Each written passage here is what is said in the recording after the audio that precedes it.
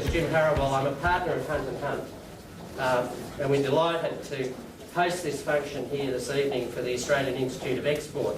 Hunt & Hunt has enjoyed an excellent relationship with the Australian Institute of Export and working with their sponsors.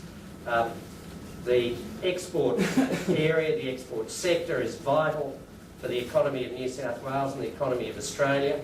Last week I was in Beijing during the Prime Minister's first official visit to Beijing, and if you had any doubts in your mind that there's a serious export market up north which we can all tap into, you only had to look around in Beijing and in Shanghai when I went there to visit our office in Shanghai.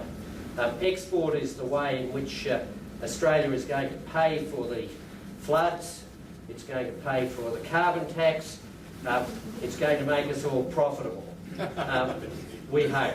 The Australian Institute of Export plays a critical role in encouraging exporters, and tonight is the launch of this year's 2011 Premier's Export Awards. The Export Award function, the Premier's Export Award function, is one of the most extraordinary functions you can go to. If you haven't been to one of those functions before, you've never seen such a huge crowd in the room. Lisa McCulloch and Anne Murray and Peter Mason, the team from the Institute, they get together this massive crowd. Everyone has a terrific night, but most importantly, it's an opportunity to recognise companies big and small for the contribution that they make to the export sector and to the Australian economy. So tonight we're launching this year's Export Awards, and we're very lucky to have here as our guest of honour tonight to speak about his experiences, Ron McCulloch, the Executive Chairman of Viocorp. Viocorp was founded in 2002.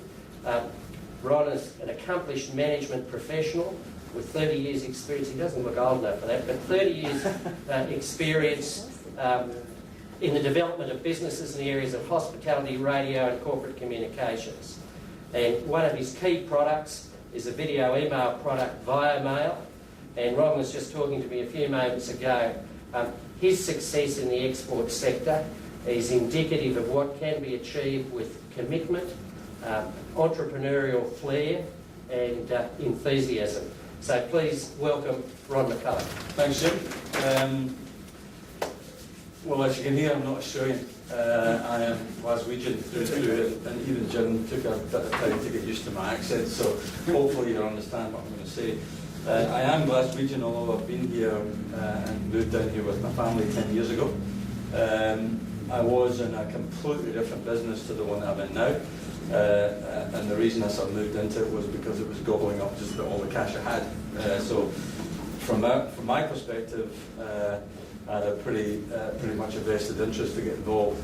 A little bit. So firstly, thanks to Ian and Lisa and Peter for inviting me along. I'm a big supporter of anything that encourages anybody to go and start trading with people outside Australia. Not that I've got anything against trading inside Australia, but it was, to be perfectly frank, pretty tough for us to get recognised for certainly some of the enterprise products we had here. So we were more or less forced to start looking elsewhere to get the sort of level of deals that we wanted to get. So listen, a little bit about Viocorp. Viocorp started in 2002. I had an idea when I was back in Glasgow to do this video email product, which was loosely based around the business that I was in, which was nightclubs, which is pretty odd. But this is obviously before YouTube and anything else happened that I was stupid not to even think of. But anyway, my idea was for nightclubbers to send videos around the world to each other, because we had venues here in Australia. We had a large venue down at Cockle Bay Wharf, which I'm glad I sold out of 5 years ago. We had a very large venue in London, and we were about to open one in New York before my wife said, "That's enough, you're not doing any more of this, let's go to Australia," and that's what we did. So Viocorp was born really from another idea that sort of morphed into where we've gone now. So we've spent the last sort of 8 years developing a suite of products that basically do everything that YouTube does, but does it privately for the individual who may want to use online video as a communications device, or indeed a platform that they can promote their business or talk to their customers or do whatever they want. So, and indeed, I can tell you now in Australia that the government's our biggest customer. So if you look at, we had an interesting call some time ago when one Prime Minister changed another Prime Minister in the same day, which meant that all of our stuff had to change virtually immediately, which was an interesting day. So I think we got to hear just about as fast as anybody else what was going on within the party, and we had to change a whole load of videos very quickly. So in terms of our products, they basically range from corporate products all the way through to what we would call internet broadcasting products. And anybody that has any idea, as I do, what my children watch most of the day, every day, or most of the time is not the television. They watch the internet, and they consume their video and their information and communicate with all their friends using this thing that didn't exist 10 years ago. So from our point of view, we thought it was quite a clever idea to sort of develop a range of products that help you do that in a really good way. So our biggest customer, we tried to get Telstra to talk to us for nearly 3 years and got absolutely nowhere. So yeah, join the club, most of you would say. So we had built this prototype and ended up having to go abroad to get somebody to buy into it. So our largest client that uses the combination of all of our products is in Malaysia. The largest terrestrial broadcaster in Malaysia is called Media Prima, and they accumulate all of their on-air video and push it out across the internet, and indeed to all the devices that you could name. So it works on Android, works in BlackBerry, works on iPhone, works on iPad, works on Galaxy Tabs, works on any device you want, and it can work on the television and your computer. So really our adage is that the content you have should be able to be consumed in any device in any way you want. The layer that's substantially different for anybody that knows broadcasting is that traditional broadcasters have big antennas and broadcast out to whoever can receive that signal. The difference with the internet is you know everybody else, you know everybody in a one-to-one relationship that's actually watching the content. So it delivers a much more powerful way to start a two-way communication going on. And with social networking the way it's going and content the way it's going, that is the way that individuals will consume content in the years to come. So everybody in the television industry knows that, but there's huge vested interest to try and delay it, but the power of the internet is going to overcome them very soon. So we've got the best iteration of that in Malaysia. Unfortunately, nobody down here can see it because it's all geo-blocked, so I'm afraid I can't even point you to it. But that runs on every device you could think of and is updated automatically without human intervention. It also has a very interesting device called behavioural targeting, which basically not only sends the content from you, learns from what you like, what you watch, how long you watch it, when you watch it, who you're watching it with, and it starts to adjust the content that you are presented with.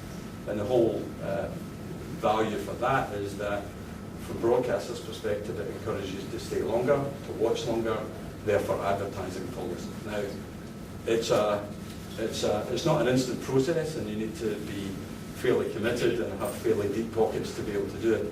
That's what Media Prima have done, and that's what several other customers around the globe are looking at.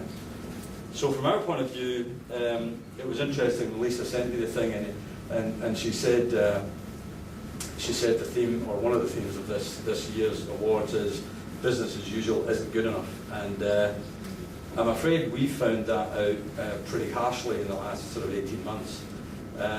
Because once we had done this one iteration, we thought there was going to be plenty of others coming along that would just sort of give us the ability to leverage off all of the work and all the development we've done.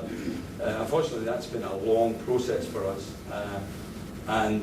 What we've had to do, and again, reading some of the export, the Institute's work, it basically reinforces the idea that you can't just build something and wait for customers to come to you. You've got to build and then assess the market, particularly when other things like the GFC start to hit, because people change their views on what's important at a particular point in time.